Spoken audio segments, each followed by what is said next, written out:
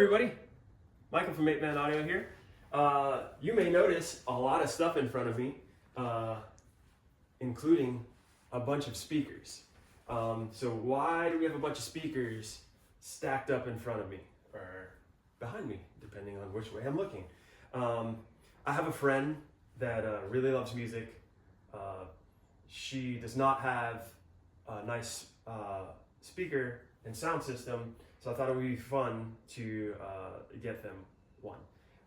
So that being said, I went online and I bought a bunch of speakers within the $80 to $170 price range, and I've already done the comparison and the listening. I know which speakers I want, but I thought it would be really fun to stack them all up on top of each other and next to each other, so that people online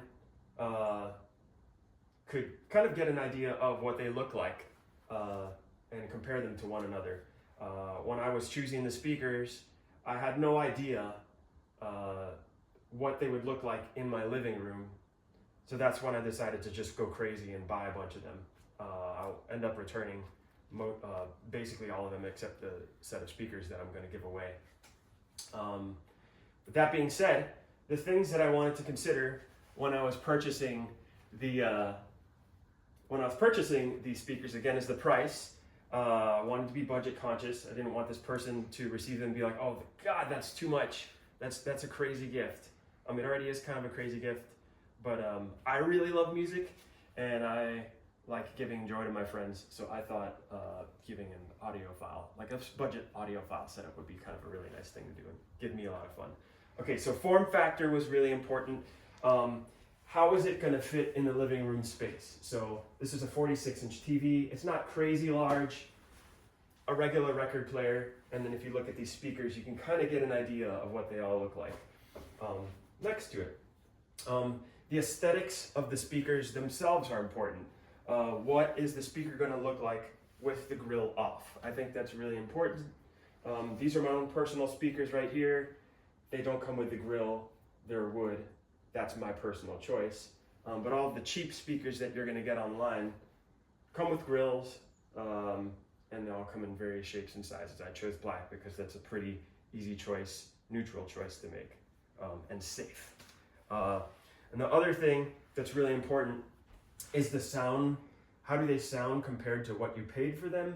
And then also, this is kind of a more esoteric thing that's not as important to beginners, but for somebody that may know a little bit more about audio, matching the amp to the speaker. So I have a topping TP22, which is 30 watts per channel, that was gifted to me. And then I have my own amp here, which is 100 watts per channel. That's a shit Vidar 2. Which can put a lot more power into speakers. So I'll kind of get into those details right now. The smallest speaker here is going to be this Mica, let me flip my page here. It's going to be this Mica MB42X. It's the Media Series, 85 decibels of sensitivity, 75 watts, 4 to 8 ohm. And then below that, Mica as well. It's the reference series RB42. It is 15 to 100 watts, 4 to 8 ohms, 83 decibels of sensitivity. My personal speaker, which I will be upgrading to match the amp later on to a different, nicer speaker. This is a Paul Carmody Overnight Sensations. I built these. They're 25 watts.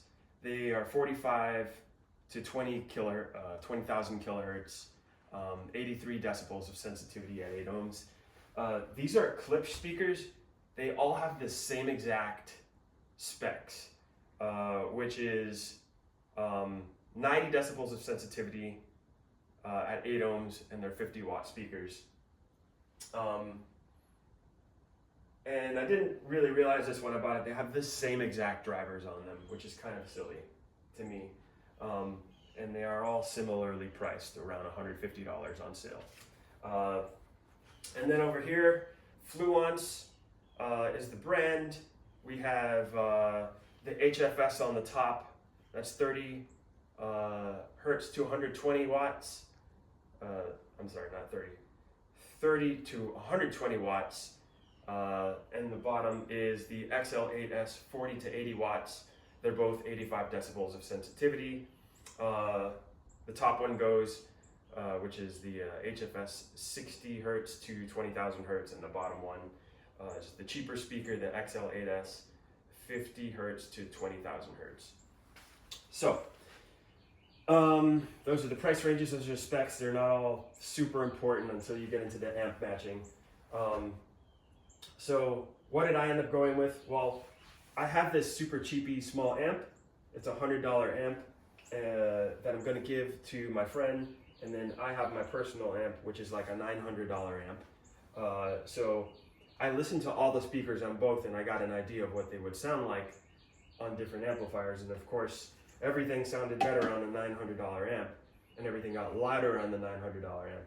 But what was important to me is how, really for this test, is how they performed on a small amp. So I ended up choosing my speaker based on that criteria. So what did I do? I basically plugged in my speakers and I turned up the volume until the amplifier itself clicked. And what I found was that the nicer speakers at low volume were great, but this tiny Topping TP22 did not get them very loud, and it would cut out at middle volume, where these cheaper $90 speakers, I could crank it way louder. And so for somebody who's getting into audio, into the audio world, they might appreciate a little bit more volume over having an amplifier that doesn't drive their speakers very well. So that was one of the reasons I decided to go with this one for my friend. It happens to be the cheapest one, which is great. Also, back to form factor, I'll turn this sideways, hopefully without knocking it over. They happen to be the smallest speakers. So I think for my friend that's really great, because when you gift somebody something, especially like I said on speakers, if you go too crazy with the size, they may not have anywhere to put it. It might be gaudy to them. You know, they may not be as happy as you think they are. You're making a choice for somebody else, not for yourself. The other thing that I thought was great about these, especially being the smaller speakers, is that they also happen to be the most neutral in color, just straight black. And if you look here, they look great with the grills on. They'll just kind of blend into the living room. So a little bit about the sound on these speakers. I'm really familiar with my own speakers. They're a little darker sounding. They extend lower into the bass range. The mid-range is not super forward, and neither is the high end. And what does forward mean? It just means like you can think of air, the sound of ambient air, or the sound of sitting close to something made of metal and tapping it, and you can hear the click part of that. That is generally what forward means. So these are really easy to listen to for a long period of time.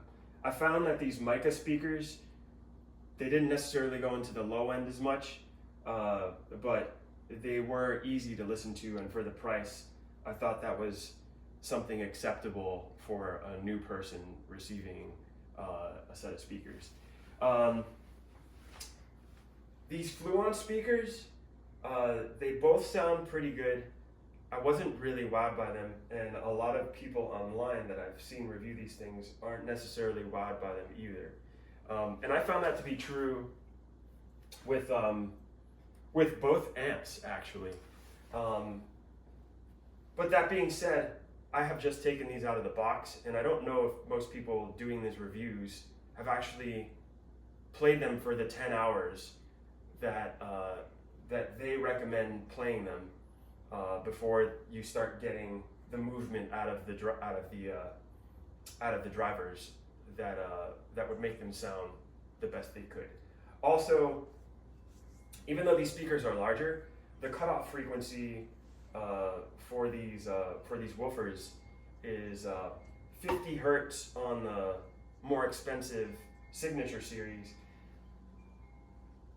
Let me see, I think it's 50 hertz. It is 60 hertz. It's 60 hertz and 50 hertz on the cheaper ones. So these are actually designed to go with a subwoofer, I think. So if you use these with a subwoofer, you'll get a much, you'll just get a better sound, I think, with these speakers. And then these Klipsch speakers, I just didn't like them all that much. I think these are also probably designed to be used with a home theater system. So if you're using them only as your bookshelf speakers without anything else, I think they're a little harsh. I don't know what it is about these tweeters, but when you drive them loud, they seem to distort, and I didn't prefer listening to them. They sound very clinical, and really, I think maybe that's because they're designed for home theater use. I would definitely want to use an equalizer with these, which I don't have that on my setup. So I want a speaker that just sounds good with my amplifier. So those are just my personal preferences. And again, I'm choosing these for a friend. I want something that's easy to listen to for a long period of time. I want something that can be driven to a reasonable volume and something that's cheap and that looks good. And I ended up choosing these micas for my friend based on all that criteria. But for you people out there in the world and on the internet and stuff, and trying to buy these speakers, I think the most important thing for this review is like, what do they look like? How much are you going to pay for them? And how big are they in relation to each other? And how are they going to look in your living room? And then you can buy them and make the decision whether or not you want to keep them for yourself. But I think that's going to be it for this review. Michael from Ape Man Audio here. If you liked this, you can comment, you can like or subscribe. We'll see how it goes posting future videos on this kind of stuff. Thank you so much. See you guys later.